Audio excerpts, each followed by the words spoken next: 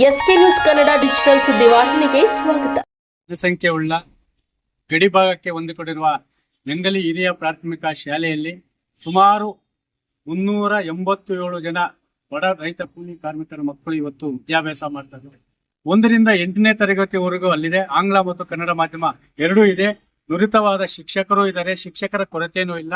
ಅದರ ಜೊತೆಗೆ ಒಳ್ಳೆ ಒಂದು ಕಟ್ಟಡ ಅಂದ್ರೆ ಕೊಠಡಿಗಳು 9 ಕೊಠಡಿ ಸಹ ಅಲ್ಲಿ ಅಭಿವೃದ್ಧಿ ಆಗ್ತಾ ಇದೆ. ಇಷ್ಟೆಲ್ಲ ವ್ಯವಸ್ಥೆ ಸುಶಿತವಾಗಿದ್ದರೂ ಸರ್ಕಾರಿ ಶಾಲೆಗಳನ್ನು ಉನ್ನತೀಕರಣ ಅಂದ್ರೆ 8ನೇ ತರಗತಿ ನಂತರ 9 ಮತ್ತು 10ನೇ ತರಗತಿಗೆ ಉನ್ನತೀಕರಣ ಮಾಡಲು ಇಲ್ಲಿನ ಶಿಕ್ಷಣ ಇಲಾಖೆಯ ಅಧಿಕಾರಿಗಳು ಮತ್ತು ಶಿಕ್ಷಣ ಸಚಿವರು ವಿಫಲವಾಗಿದ್ದಾರೆ. ಯಾಕಂದ್ರೆ ನಂಗಲಿ ಸುತ್ತಮುತ್ತ ಸುಮಾರು 5 ಖಾಸಗಿ ಶಾಲೆಗಳು, ಒಂದು ಅನುದಾನಿತ ಶಾಲೆ ಇದೆ. ಆ ಅನುದಾನಿತ ಶಾಲೆಯ ಒಂದು ಗುಲಾಮರಾಗಿ ಶಿಕ್ಷಣ ಇಲಾಖೆ ಕೆಲಸ ಮಾಡ್ತಾ ಇದೆ ಅಂತೇಳಿ ನಾವು ಆರೋಪ ಮಾಡ್ತಾ ಇದೀವಿ.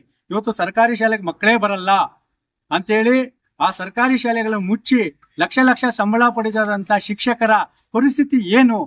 ಇವತ್ತು ಮನೆ ಮನೆಗೆ ತೆರಳಿ ಆ ಮಕ್ಕಳನ್ನು ಇವತ್ತು ಸರ್ಕಾರಿ ಶಾಲೆಗೆ ಹಾಜರಾತಿ ಮಾಡಬೇಕಂತ ಶಿಕ್ಷಕರು ಎಲ್ಲೋಗಿದ್ದಾರೆ? ನಾಪತ್ತೆ ಆಗಿದ್ದಾರೆ.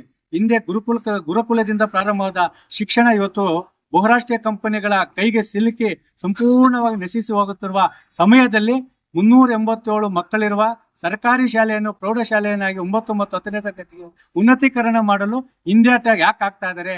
ಈ ಒಂದು ಶಿಕ್ಷಣ ನೀತಿಯನ್ನು ಖಂಡಿಸಿ ಮಾನ್ಯ ಈ ಒಂದು ಮುಳಬಾಗಿಲು ಕ್ಷೇತ್ರ ಜನಪ್ರಿಯ ಶಾಸಕರಾದ ಸಮೃದ್ಧಿ ಮಂಜಣ್ಣ ಅವರು ಹೇಳಿದ್ರು, ನಾನು ಸದನದಲ್ಲಿ 9 ಮತ್ತು 10ನೇ ತರಗತಿಗಾಗಿ ಧರಣಿ ಕೂತ್ಕೊಂತೀನಿ ಅಂತ ಹೇಳಿದ್ದಾರೆ. ಈ ಕೂಡಲೇ 9ನೇ ತರಗತಿಗೆ ಆ ಮಕ್ಕಳಿಗೆ ಪಠ್ಯ ಪುಸ್ತಕ ಮತ್ತು ಸಮವಸ್ತ್ರ ನೀಡಬೇಕು. 9 ಮತ್ತು 10ನೇ ತರಗತಿಗೆ ಉನ್ನತೀಕರಣ ಪ್ರೌಢಶಾಲೆಯನ್ನಾಗಿ ಅನುಮತಿ ನೀಡಬೇಕಂತೇಳಿ ಇದೇ ತಿಂಗಳು 11/7/2024 ಗುರುವಾರ ಬೆಳಗ್ಗೆ 11 ಗಂಟೆಗೆ ರಾಷ್ಟ್ರೀಯ ಹೆದ್ದಾರಿ ನಂಗಲಿ ಒಂದು ಗೇಟ್ ಅನ್ನು ಅಂದ್ರೆ ನಂಗಲಿ ವ್ಯಾಪ್ತಿಯ ಬ್ರಿಡ್ಜಿನ ಮುಂದೆ ಹೋರಾಟವನ್ನು ಮತ್ತು ರಾಷ್ಟ್ರೀಯ ಹೆದ್ದಾರಿಯನ್ನು ಹಮ್ಮಿಕೊಳ್ಳುವ ಮುಖಾಂತರ ಸರ್ಕಾರಿ ಶಾಲೆಯನ್ನು ಉಳಿಸಲು ನಮ್ಮ ಹೋರಾಟ ನಿರಂತರವಾಗಿರುತ್ತದೆ. ಯಾವುದೇ ಒಂದು ಒತ್ತಡ ಇಲ್ಲಿ, ಯಾರು ಎಷ್ಟೇ ಒಂದು ದಬ್ಬಾಳಿಕೆ ಮಾಡಲಿ, ದೌರ್ಜನ್ಯ ಮಾಡಲಿ, ಆರೋಪ ಪ್ರತ್ಯಾರೋಪಗಳಿಗೆ ರೈತ ಸಂಘ ತಲೆ ಕೆಡಿಸಿಕೊಳ್ಳೋದಿಲ್ಲ. ಸರ್ಕಾರಿ ಶಾಲೆ ಉಳಿವಾಗಿ ಬಡ ಮಕ್ಕಳ ಭವಿಷ್ಯಕ್ಕಾಗಿ 11ನೇ ತಾರೀಕು ರಾಷ್ಟ್ರೀಯ ಹೆದ್ದಾರಿ ಬಂದ್ ಮಾಡುವ ಮುಖಾಂತರ ನ್ಯಾಯ ಪಡೆದುಕೊಳ್ಳುತ್ತೇವೆ.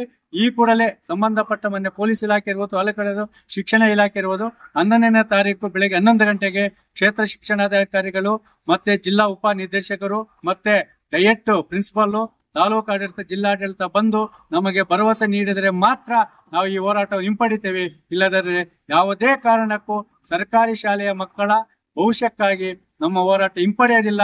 ನಾವು ಈ ಒಂದು ಹೋರಾಟದಿಂದ ಜೈಲಿಗೆ ಹೋದ್ರೂ ಪರವಾಗಿಲ್ಲ, ಖಂಡಿತವಾಗ್ಲೂ ಹೇಳ್ತಾ ಇದ್ದೀವಿ, ಸರ್ಕಾರಿ ಶಾಲೆ ಉಳಿಬೇಕಂತೇಳಿ ರಾಷ್ಟ್ರೀಯ ಹೆದ್ದಾರಿ ಬಂದ್ ಮಾಡುವ ನಿರ್ಧಾರವನ್ನು ಕೈಗೊಂಡಿದ್ದೀವಿ ಅಂತೇಳಿ ಪೊಲೀಸ್ ಇಲಾಖೆಗೆ ಮತ್ತು ಸಂಬಂಧಪಟ್ಟ ಇಲಾಖೆಗಳಿಗೆ ಮನವಿಯ ಜೊತೆಗೆ ಎಚ್ಚರಿಕೆ ನೀಡಿ.